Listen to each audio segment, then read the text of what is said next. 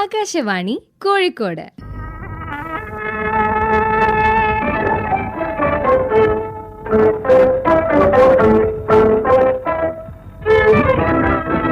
യുവവാണി.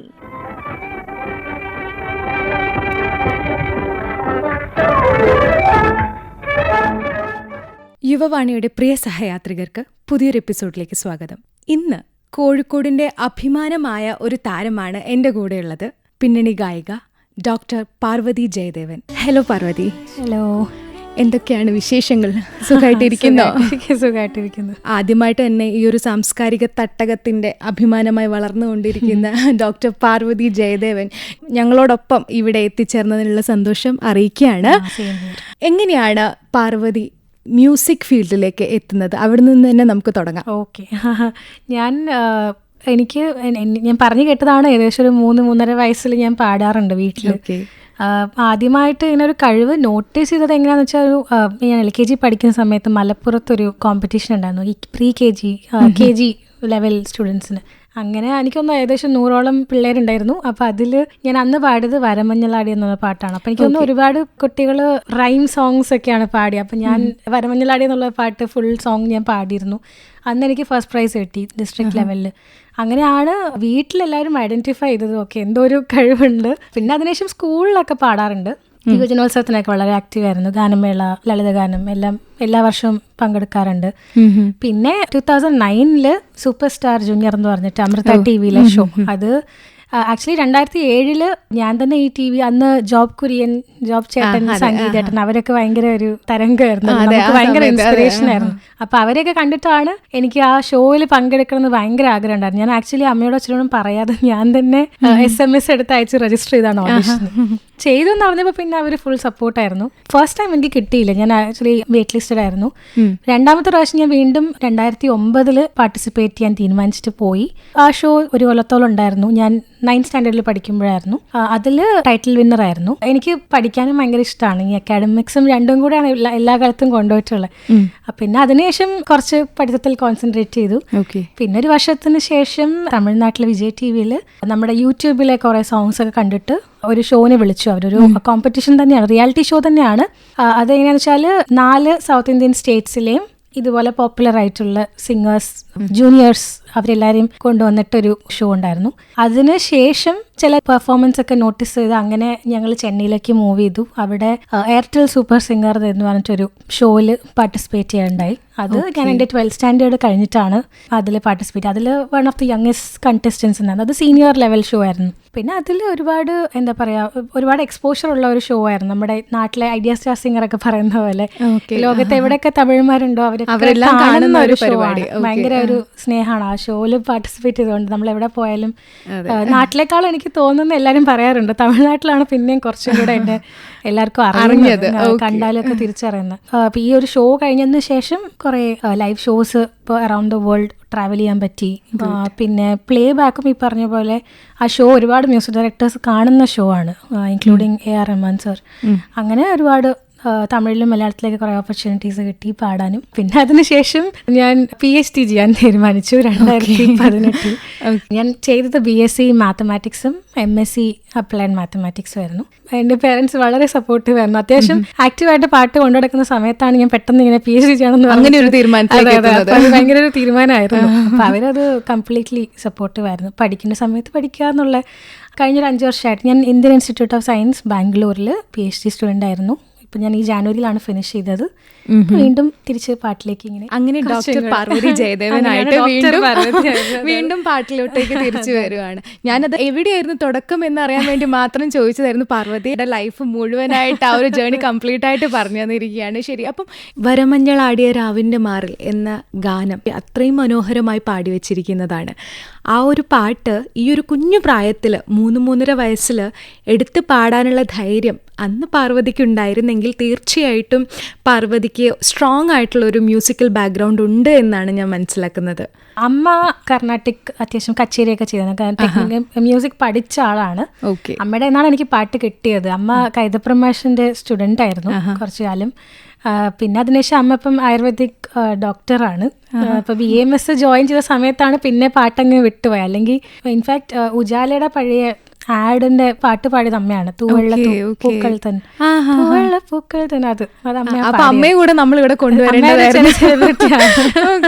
പിന്നെ ഡോക്ടറായപ്പോ പിന്നെ അത് ബിസിയായി ഫാമിലി ലൈഫ് പാടും. പക്ഷെ എനിക്ക് തോന്നുന്നു പണ്ട് ആക്റ്റീവായിട്ട് എടുക്കാനുള്ള സാഹചര്യം ഉണ്ടായിട്ടില്ല. അപ്പൊ പാർവതി അമ്മയടുത്ത് പറഞ്ഞില്ലേ അമ്മ പാടൂ, എന്റെ കൂടെ പാടൂ, അമ്മയെ കൂടെ സ്റ്റേജിൽ കൊണ്ടുവരാനുള്ള? പിന്നെ അങ്ങോട്ട് എന്നെ സപ്പോർട്ടിലായിട്ടാണ് കുറെ കാലം ഓടി നടന്നത്. ഞാനും കുറെ ട്രാവൽ ചെയ്യും. എന്നെയും ഒരു ഭയങ്കര ചെറിയ പ്രായത്തിൽ തുടങ്ങിയാണല്ലോ. അപ്പൊ ഈ ഷൂട്ടിനൊക്കെ പോകുമ്പോൾ ഒറ്റയ്ക്ക് പോകാനും പറ്റില്ല. അച്ഛനേക്കാളും എനിക്കൊന്ന് അമ്മയാണ് കുറെ എൻ്റെ കൂടെ ട്രാവൽ ചെയ്തിട്ടുള്ളത്. പിന്നെ സോങ് സെലക്ഷൻസിനും ഒക്കെ റിയാലിറ്റി ഷോസിൽ ഏറ്റവും ക്രൂഷ്യൽ എന്ന് പറയുന്നത് നമുക്ക് ഏറ്റവും സൂട്ടബിൾ ആയിട്ടുള്ള സോങ് സെലക്ട് ചെയ്യാന്നുള്ളൊരു ട്രിക്കി.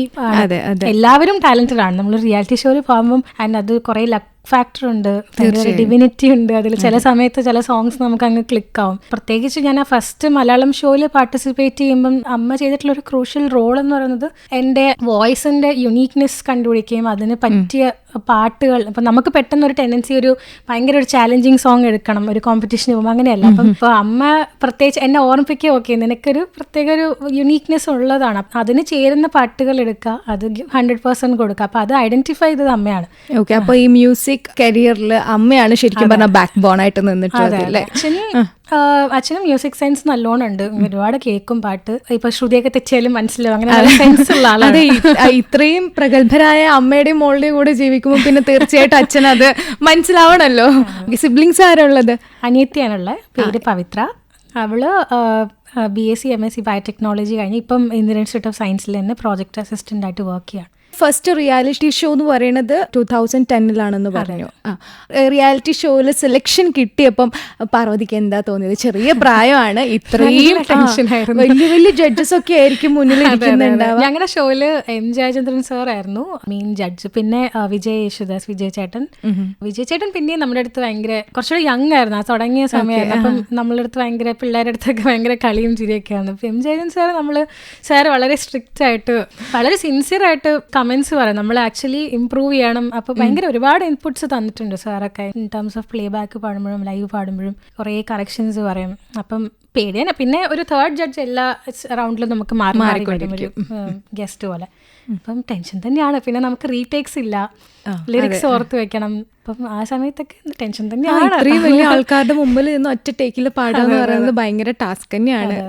എനിക്ക് തോന്നുന്നു റിയാലിറ്റി ഷോന് പാർട്ടിസിപ്പേറ്റ് ചെയ്യുന്നതിന് മുന്നേ തന്നെ പ്ലേ ബാക്കിലോട്ട് പാർവതി വന്നിട്ടുണ്ട്. പ്ലേ ബാക്ക് ഈ ഷോ ഒക്കെ നടന്നുകൊണ്ടിരിക്കുക, അത് ഏകദേശം കഴിയാറായി. അപ്പം അങ്ങനെയാണ് ഞാൻ തുടങ്ങിയത്. അപ്പോൾ ആദ്യമായിട്ട് പാടിയ പാട്ട്? ഫസ്റ്റ് ഏറ്റവും ആദ്യം പാടിയത് ഷഹബാസ് അങ്കിളിന് വേണ്ടിയിട്ടാണ്. ഞാൻ കരയല്ലേ കുഞ്ഞേ എന്ന് പറഞ്ഞിട്ടൊരു സോങ് ആണ്. അതാണ് എൻ്റെ ഫസ്റ്റ് പ്ലേ ബാക്ക് എക്സ്പീരിയൻസ്. അത് ഞാൻ എപ്പോഴും ഗ്രേറ്റ്ഫുള്ളാണ് ഷഹബാസ് അങ്കിളിന് അങ്ങനെ ഒരു ഓപ്പർച്യൂണിറ്റി തന്നതും എൻ്റെ വോയിസ് ഐഡന്റിഫൈ ചെയ്തതൊക്കെ അങ്കിളാണ്.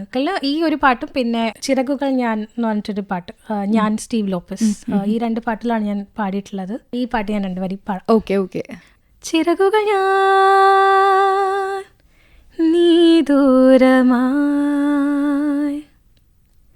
ചുവരുകൾ ഞാൻ നീ ചിത്രമായി, നിന്നോർമ്മയിൽ എന്നെന്നുമേ അലയുന്നു ഞാൻ പെയ്തു നിന്നിൽ തോർന്നു നിന്നിൽ മഴമേഘമായി നീ നിറയുന്നതും അളിയുന്നതും നനവോർമ്മയായി, ചിറകുകൾ ഞാൻ നീ ദൂരമായി, ചുവരുകൾ ഞാൻ നീ ചിത്രമായി. ബ്യൂട്ടിഫുൾ. ഞാൻ ശ്രദ്ധിച്ചൊരു കാര്യം എന്താണെന്ന് വെച്ചാൽ പാർവതി പാടുമ്പം ശബ്ദം വളരെ മനോഹരമായിട്ടുള്ള ശബ്ദം, അതോടൊപ്പം തന്നെ വളരെ പ്ലസന്റ് ആയിട്ടാണ് പാടുന്നത്. കാണുമ്പോൾ തന്നെ നമുക്ക് മനസ്സ് നിറയുന്ന ഒരു ഫീലാണ്. അപ്പം ആദ്യത്തെ പാട്ട് ഷഹബാസ് സാറിന് വേണ്ടി പാടി എന്ന് പറയുമ്പം ഷഹബാസ് സാറിലേക്ക് എങ്ങനെയാണ് പാർവതി എത്തുന്നത്? ആക്ച്വലി അച്ഛനാണ് പരിചയം ഷഹബാസ് അങ്കിളിന്. അവർ കുറേ കാലമായിട്ടുള്ള പരിചയമാണ്. പിന്നെ അതിനുശേഷം ഞാൻ പാടുന്ന എപ്പോഴും അച്ഛൻ പറഞ്ഞു. ഇപ്പം ഞാൻ ചെറുതാകുമ്പോൾ ഞാൻ പാടിക്കൊടുത്തേക്ക് എനിക്ക് ഓർമ്മയുണ്ട്. കാഷ്വലായിട്ട് എപ്പോഴും അവിടെ ഇരിക്കുമ്പോൾ നമ്മൾ വീട്ടിലെവിടെ പോയപ്പം പിന്നെ ഇങ്ങനെ ഒരു സോങ് വന്നപ്പം സ്റ്റുഡിയോയിൽ വിളിച്ചിരുന്നു. എനിക്ക് തോന്നുന്നു വേറെ എന്തോ ഒരു സോങ് പാടാൻ വേണ്ടി പോയ സമയത്ത് ഇങ്ങനെ ഒരു സോങ് കമ്പോസ് ചെയ്തു. അങ്ങനെ എനിക്ക് കേൾപ്പിച്ചു തന്നു. ഷഹബാസ് അങ്കിൾ ഭയങ്കര സ്വീറ്റായിട്ട് ഇത് നിന്റെ പാട്ടാണ്, നീ പാടാൻ പോണ പാട്ടാണ്, നിനക്ക് ഇഷ്ടമുള്ള ശ്രുതി ഫിക്സ് ചെയ്യാം, കംഫർട്ടബിൾ ആയിട്ട് പാടണം എന്നൊക്കെ പറഞ്ഞിട്ട് വളരെ എനിക്ക് തോന്നുന്നു ഫസ്റ്റ് ആയിട്ടൊരു പ്ലേ ബാക്ക് എക്സ്പീരിയൻസ് തന്നത് ഷഹബാസ് അങ്കിളാണ്. എനിക്ക് ഞാൻ ഭയങ്കര ഗ്രേറ്റ്ഫുൾ ആണ് എപ്പോഴും. അതെ, ഒരു ആർട്ടിസ്റ്റിനെ സംബന്ധിച്ച് ഒരു വലിയ കാര്യമാണ്, അല്ലെ വലിയൊരു അവസരം, ഭാഗ്യമാണ് ഇതുപോലെയുള്ള ആളുകളുടെ കീഴിൽ വർക്ക് ചെയ്യുക എന്ന് പിന്നെ എനിക്ക് നമ്മൾ ചെറിയ കുട്ടിയാകുമ്പോൾ ഒരുപാട് ഇൻസെക്യൂർ, നമുക്ക് അത് പറ്റില്ല ഇത് പറ്റില്ല. അപ്പം എനിക്ക് ഭയങ്കര ഈ എൻ്റെ വോയിസ് ഭയങ്കര ബ്രീത്തിയാണ്. അപ്പം നമ്മൾ കുറേ ഈ പറഞ്ഞ പോലെ അതെപ്പോഴും ഞങ്ങളെ കളിയാക്കി പറയും. ഞാനും അമ്മയും കുറേ മരുന്നൊക്കെ കഴിച്ച് കുറച്ചുകൂടെ വോയിസ് ഫ്ലോ വരണം, അങ്ങനെയൊക്കെ കോൾഡ് വരരുത്, അങ്ങനെയൊക്കെ ഒരുപാട് ഇങ്ങനെ നമ്മൾ പ്രൊട്ടക്റ്റീവ് ആവും. അപ്പം ഷഹബാസ് അങ്കിളാണ് എപ്പോഴും ചെറുപ്പം മുതൽ എൻ്റെ അടുത്ത് പറയാം, നിൻ്റെ വോയിസിൽ ആ കാറ്റാണ് നിൻ്റെ ഭംഗി, അത് വെറുതെ കളയരുത്. അപ്പോൾ എപ്പോഴും ആ ഒരു ഫസ്റ്റ് ടൈം എനിക്ക് തോന്നുന്നു അമ്മയ്ക്ക് ശേഷം ആ ഒരു യുണീക്നെസ് ഐഡൻറ്റിഫൈ ചെയ്തത്, വോയിസിലുള്ളൊരു പ്രത്യേകതയും ഭംഗിയും അതിനെ പറഞ്ഞ് എൻകറേജ് ചെയ്ത് എനിക്ക് തോന്നുന്നു ഷഹബാസ് മാമനാണ്. അതെ, ഓരോ ആർട്ടിസ്റ്റിനെ യുണീക്ക് ആക്കുന്നത് അവരുടെ ഇതുപോലെയുള്ള കഴിവുകൾ അല്ലെങ്കിൽ ആ പ്രത്യേകതകൾ തന്നെയാണ്. നമുക്കിപ്പോൾ ഓരോ ടൈപ്പ് ഓഫ് മ്യൂസിക് അല്ലെങ്കിൽ ടൈപ്പ് ഓഫ് സോങ്സ് ഉണ്ട്, ക്ലാസിക്, പോപ്പ്, അങ്ങനെ കുറേ ഉണ്ട്. അപ്പോൾ പാർവതി സ്റ്റിക്ക് ഓൺ ചെയ്തിരിക്കുന്നത് ഏത് ടൈപ്പിലാണ്? എനിക്ക് കംഫർട്ടബിൾ പാടാൻ മെലഡി തന്നെയാണ്. ചെറുപ്പം മുതലേ ഞാൻ എൻജോയ് ചെയ്യുന്നതും മെലഡീസ് പാടുമ്പോഴാണ്. പിന്നെ പറഞ്ഞ പോലെ നമ്മളൊരു കോമ്പറ്റീഷന് പോകുമ്പോൾ വെസ്റ്റേൺ പാടേണ്ടി വരും, കുറച്ച് പെപ്പി. പിന്നെ തമിഴ്നാട്ടിൽ പോകുമ്പോൾ കുറച്ച് കുത്ത് സോങ്സ് പാടേണ്ടി വരും. അപ്പം എനിക്ക് തോന്നുന്നു ഒരുവിധം എല്ലാ ജോണേഴ്സും നമ്മൾ ഈ റിയാലിറ്റി ഷോയിൽ വരുന്ന എല്ലാവരും പാടേണ്ടി വരും എനിക്ക് തോന്നുന്നു. പക്ഷെ കംഫർട്ടബിൾ പാടാൻ എപ്പോഴും ഞാൻ പ്രിഫർ ചെയ്യുന്നത് മെലഡീസ് ആണ്. ഞാൻ എൻജോയ് ചെയ്ത് പാടുന്ന മെലഡീസ് ആണ്. ഓക്കെ, അതുപോലെ നമുക്ക് ഓരോരുത്തർക്കും ഓരോ സ്റ്റൈൽസ് ഉണ്ടാവും അല്ലേ? ഇപ്പൊ പാർവതിക്ക് പാടുന്നതിന് പാർവതിൻ്റെതായിട്ടുള്ള സ്റ്റൈൽ ഉണ്ടാവും, വേറൊരു ആർട്ടിസ്റ്റിനാണെങ്കിൽ അവരുടേതായിട്ടുള്ള സ്റ്റൈൽ ഉണ്ടാവും. ആ സ്റ്റൈല് എങ്ങനെയാണ് നമ്മൾ ഉണ്ടാക്കിയെടുക്കുന്നത് എന്നുള്ളത്, എന്തൊക്കെ കാര്യങ്ങൾ അതിന് ഇൻഫ്ലുവൻസ് ചെയ്യും? എനിക്ക് തോന്നുന്നു നമ്മൾ കേൾക്കുന്നത് ഭയങ്കരമായിട്ട് നമ്മൾ ഇൻഫ്ലുവൻസ് ചെയ്യും. ഇപ്പം നമ്മളിപ്പം ഈ റീസെൻറ്റ് ഇപ്പം ന്യൂ ജനറേഷൻ എനിക്ക് തോന്നുന്നു ശ്രേയ ഘോഷാൽ മാമിൻ്റെ സോങ്സ് ഒക്കെ ഭയങ്കരമായിട്ട്, പിന്നെ പഴയ സോങ്സ് കഴിക്കുമ്പോൾ ചിത്രാമ്മ, സുജാത മാം, എനിക്ക് തോന്നുന്നു നമ്മൾ കേൾക്കുന്നതെല്ലാം നമ്മളെ ഇൻഫ്ലുവൻസ് ചെയ്യുന്നുണ്ടാവും. ബട്ട് സ്റ്റിൽ ഇപ്പം എല്ലാവരും ഈ യുണീക്ക് സ്റ്റൈൽ വരാൻ വേണ്ടി നമ്മളൊന്നും ചെയ്യുന്നില്ല. ആക്ച്വലി അതങ്ങനെ എൻ്റെ കേസ് എനിക്ക് പറയാൻ ഞാനൊന്നും ചെയ്തിട്ടില്ല. അപ്പം നമ്മൾ പ്രാക്ടീസ് ചെയ്യും. നമ്മളൊരു പാട്ടെടുത്ത് പാടുമ്പം മാക്സിമം അത് പെർഫെക്ഷനോടെ അത് പഠിക്കാൻ, അതിലെ ന്യൂവാൻസസ് പഠിക്കാൻ ശ്രമിക്കും, ഒരുപാട് കേൾക്കും. അത് പുറത്തേക്ക് വരുമ്പം മേ ബി അത് രസമായിട്ട് തോന്നാം, ചിലപ്പോൾ ഒരു യുണീക്നെസ്. എൻ്റെ കേസിൽ നമ്മൾ റിയാലിറ്റി ഷോയിൽ ചില പാട്ടുകളൊക്കെ പാടുമ്പോൾ എൻ്റെ അടുത്ത് ഞാൻ കേൾക്കുന്നത്, ഐ മീൻ കമൻസ് ആയിട്ടൊക്കെ പറയുന്നത്, സെയിം സംഗതികൾ പാടിയാലും പാർവതിയുടേതായ രീതിയിലൊരു യുവർ സ്റ്റൈൽ ഷോസ് അപ്പ് എന്ന് പറയാറുണ്ട്. പക്ഷെ അതിനുവേണ്ടി അങ്ങനെ ഒന്നും ചെയ്തിട്ടില്ല. നമ്മൾ പലപ്പോഴും കേൾക്കുന്നൊരു കാര്യമാണ്, ഇപ്പം നമ്മൾ വേറൊരാൾ പാടി വെച്ചൊരു പാട്ട് എടുത്ത് പാടുമ്പം ചില ആളുകൾ ഒരുപാട് ഇംപ്രവൈസേഷൻസ് ഒക്കെ ചെയ്തിട്ട് അവരുടേതായിട്ടുള്ളൊരു സ്റ്റൈലിൽ പാടും. അത് ആക്സെപ്റ്റ് ചെയ്യാൻ പറ്റുന്നുണ്ടോ, അല്ലെ അതൊരു ശരിയായ രീതിയാണോ? പാർവതിയുടെ ഒരു ഒപ്പീനിയനിൽ അത് ശരിയാണോ, അല്ലെങ്കിൽ പാർവതിക്ക് എന്താണ് പറയാനുള്ളത് അതിനെക്കുറിച്ച്? പഴയ പാട്ടുകൾ ഇപ്പോൾ ഞങ്ങൾ യങ് ജനറേഷൻ എനിക്ക് തോന്നുന്നു അതൊരു ഓരോ പാട്ടും പഠിക്കാനുണ്ട്. ആക്ച്വലി പഴയ പാട്ടുകൾ പ്രത്യേകിച്ച് അതിൽ ഓരോ സംഗതികളും സാധനങ്ങളും ഒക്കെ ഹിന്ദി സോങ്സ് ആയാലും മലയാളം ആയാലും നമ്മളൊരു ലെസൺ ആയിട്ട് എടുക്കുന്നതാണ് ഓരോ പാട്ട്. അപ്പോൾ അതൊക്കെ നമ്മൾ മാക്സിമം അതേപോലെ തന്നെ പെർഫെക്ഷനോടെ പാടാനും പഠിക്കാനും ശ്രമിക്കും. പിന്നെ എനിക്ക് തോന്നുന്നു പാടി വരുമ്പം ചിലപ്പം ഡിഫറെൻ്റ് ആയി വരുന്നത് ആ വോയിസിന്റെ പ്രത്യേകത കൊണ്ടായിരിക്കാം.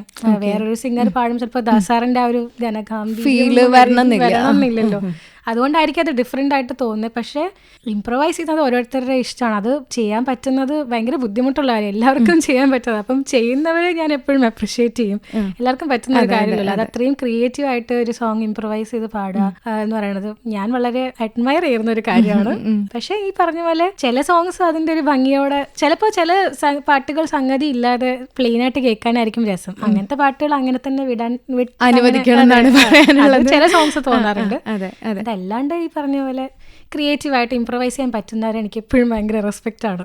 അതെ, ഈ പറഞ്ഞ പോലെ നമ്മൾ ചില പാട്ടുകൾ അത് പാടി വെച്ചിരിക്കുന്ന ഒരു രീതിയുണ്ട്, അതിൽ നിന്ന് നമ്മൾ മാറാൻ, ആ പാട്ടിനെ ഒന്ന് മാറ്റി പാടിക്കഴിഞ്ഞാൽ അത് ചിലപ്പോൾ ആസ്വദിക്കാൻ പറ്റിക്കൊള്ളണമെന്നില്ല. അത് ആ രീതിയിൽ തന്നെ കേൾക്കണം എന്ന് ആഗ്രഹിക്കുന്ന ലിസണേഴ്സ് തന്നെയായിരിക്കും ഉണ്ടാകുക. ഇപ്പോഴത്തെ ഷോസിലും ഒക്കെ പാടുമ്പോഴും എനിക്ക് തോന്നുന്നു എല്ലാവരും ആ ഒരു യുണീക്നെസ് വരണം എന്ന് ആഗ്രഹിക്കുന്നുണ്ടെന്ന് തോന്നുന്നു. ഇപ്പം നമ്മൾ ഒറിജിനൽ പോലെ പാടാണ്ട് പ്രത്യേകിച്ച് നമ്മൾ പ്ലേ ബാക്ക് സിംഗിലൊക്കെ എയിം ചെയ്യുകയാണെങ്കിൽ നിങ്ങൾ നിങ്ങളുടേതായ ഒരു രീതിയിൽ അത് പാടണം എന്നൊക്കെ പ്രൊമോട്ട് ചെയ്യുന്നതായിട്ടാണ് എനിക്ക് തോന്നിയിട്ടില്ല. ഈവൻ നമ്മളിപ്പോൾ റിയാലിറ്റി ഷോസ് കാണുമ്പോഴും ജഡ്ജസ് സംസാരിക്കുന്ന കേൾക്കുമ്പോഴൊക്കെ.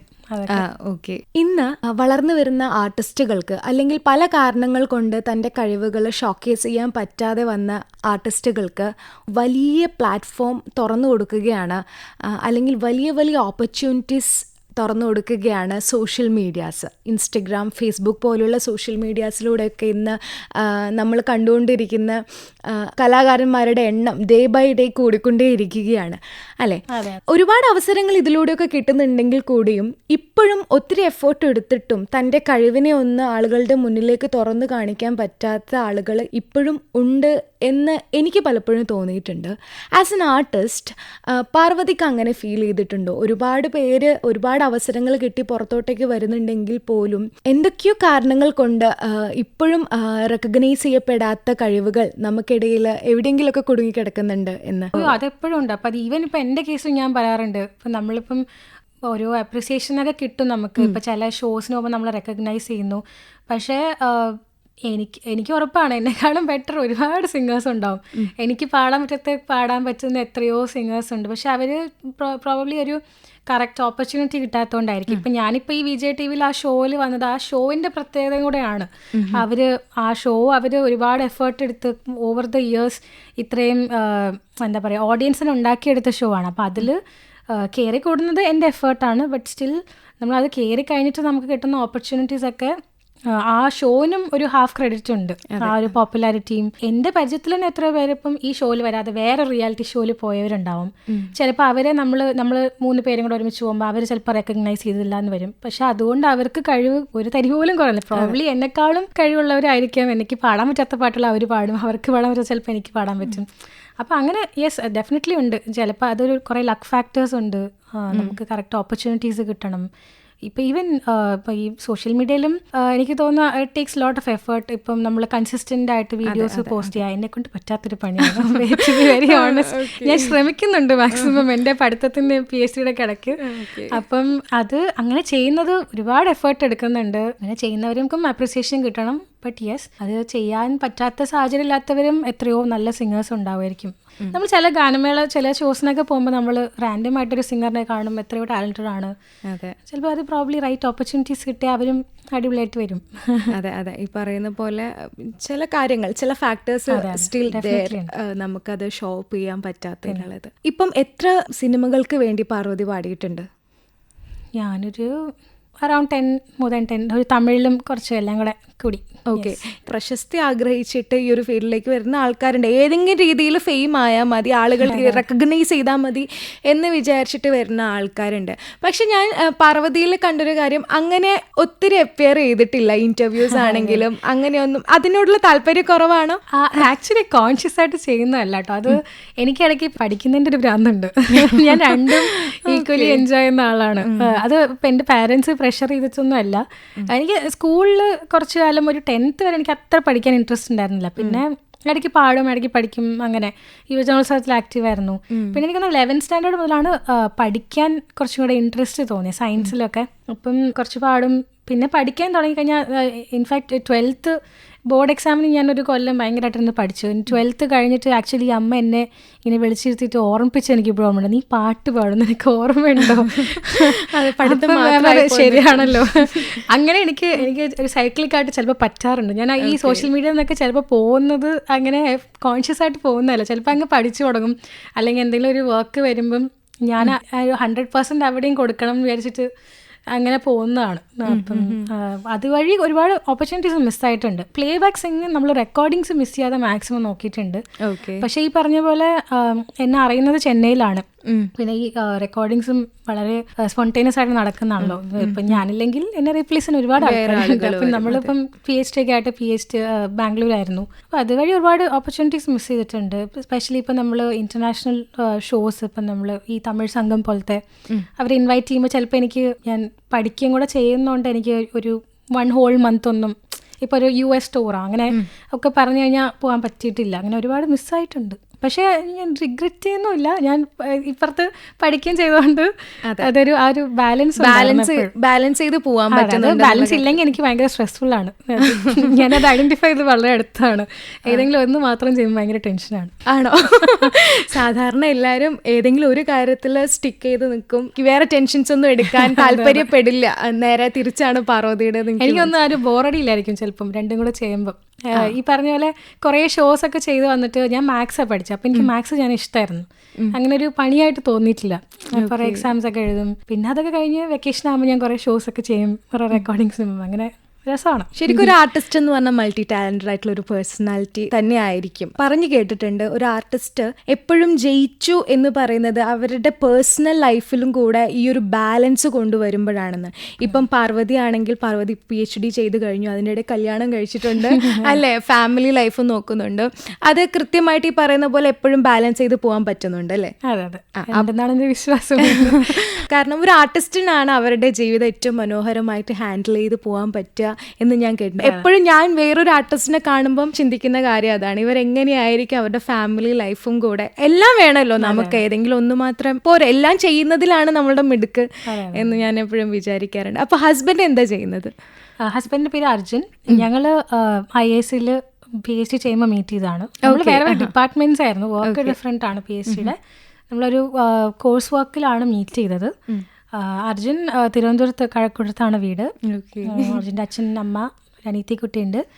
അനീത്തി ആർദ്ര പാർവതി ഇവിടെ കോഴിക്കോട് മെഡിക്കൽ കോളേജിൽ MBBS ആണ്. അർജുൻ PhD കഴിഞ്ഞിട്ട് ഇപ്പോൾ ഒരു സ്റ്റാർട്ടപ്പ് തുടങ്ങിയിട്ടുണ്ട് അലോങ് വിത്ത് ഹിസ് ഫ്രണ്ട്സ്.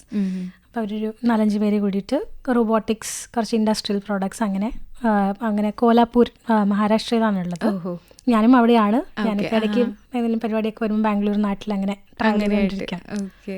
അപ്പോൾ തൻ്റെ കലയെ ഇഷ്ടപ്പെടുന്ന ഒരാളെ കൂടെ കൂട്ടി ജീവിതയാത്ര പാടില്ല. പക്ഷേ പാട്ട് ഭയങ്കരമായിട്ട് എൻജോയ് ചെയ്യുന്ന ആളാണ്. ഈവൻ ഇപ്പോൾ വർക്ക് ചെയ്യുമ്പോഴാണെങ്കിലും ലാബ് ടു മെസ് ഓർ എവിടെ പോകുമ്പോഴേ ഒരു ഹെഡ്ഫോൺസ് എപ്പോഴും ഉണ്ടാവും ഞാൻ മീറ്റ് ചെയ്യുന്ന സമയത്ത്. അങ്ങനെ പാട്ട് ഭയങ്കരമായിട്ട് എൻജോയ് ചെയ്യുന്ന ആളാണ്.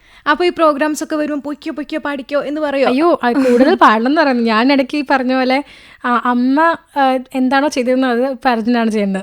ഇടയ്ക്ക് ഓർമ്മിപ്പിക്കും ഒന്ന് പാടണം.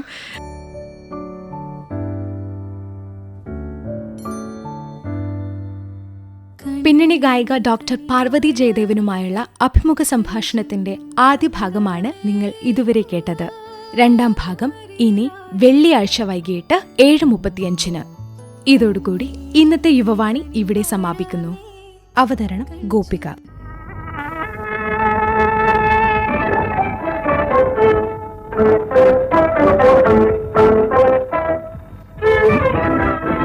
യുവവാണി സമാപിക്കുന്നു.